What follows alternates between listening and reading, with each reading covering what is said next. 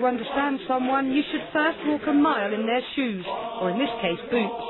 These Bradford pals of the Great War Society are undoubtedly older than the lads who rushed to join up together for Kitchener's army, but their kit is authentic down to the buckles, and a camp in Mesnil-Martin style would be instantly recognisable in sepia.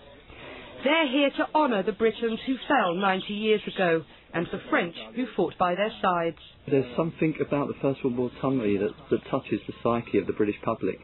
It really is. It's very emotional. When we march down the road, you see people and we're instantly recognised, very often applauded. I think as a nation we're just incredibly proud of what those men actually did and what they achieved and the way they achieved it. The country at its finest hour in adversity. The Bradford and Leeds pals spent the days before the big push in the village of Bush-les-Artois, behind the lines. The church still bears graffiti from the bored and homesick soldiers, and in the barn opposite they rested their exhausted, lice-ridden bodies between spells in the trenches. The farmers' descendants still feel a special bond. I think we have a duty of commemoration because we can't forget that it was very dirty and a bloody war. The villagers and today's Tommies joined to dedicate a new memorial here to the Leeds Pals Battalion, decimated, like so many others, on the first day of the Somme. The bugle sounding the last post was made for the battalion when it was first raised. While you were Lucifer to light your fang, smile boys, that's the start. This cafe was the original estaminet, where, history relates, two pals drowned their sorrows so successfully before the battle, they missed it and went on the run. Both were shot at dawn for desertion.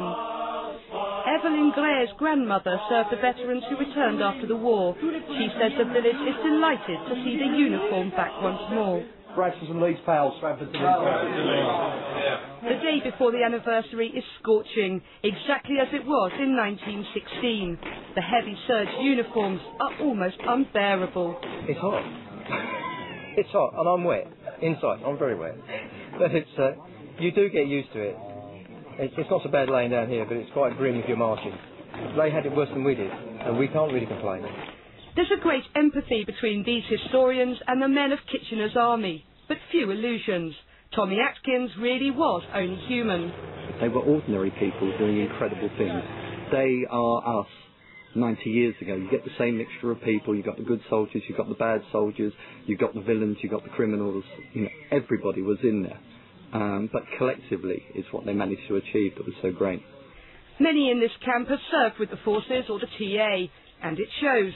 You learn all the skies, you learn how to get equipment without actually buying it, you get the best food, you get the best tent, and you get the best position when marching. Mail call on the eve of the battle. These are letters written by Bradford school children as if to Tommy's fathers and brothers, and they clearly identify with those 1916 families. It's a surprisingly emotional experience. It's obviously written by a 13, 14-year-old boy. And one of the things that he's put in there, if he's writing to his father, is, Daddy, I love you so much.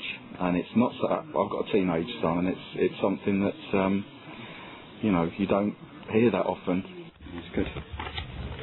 Very good. Yeah, keep that.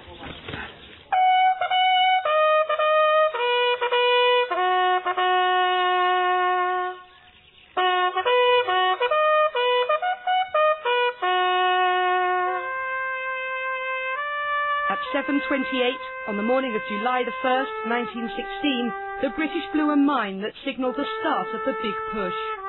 Instead of going over the top, today's pals joined with hundreds of others at the Lochnagar crater to remember the thousands left dead, dying and maimed at the end of that terrible day.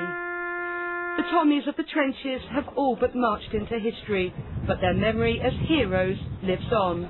It's always very, very special, and it's always just an absolute privilege to wear the uniform that they wore and basically perpetuate their memory. Katie Roy, DSBS Report on the Somme.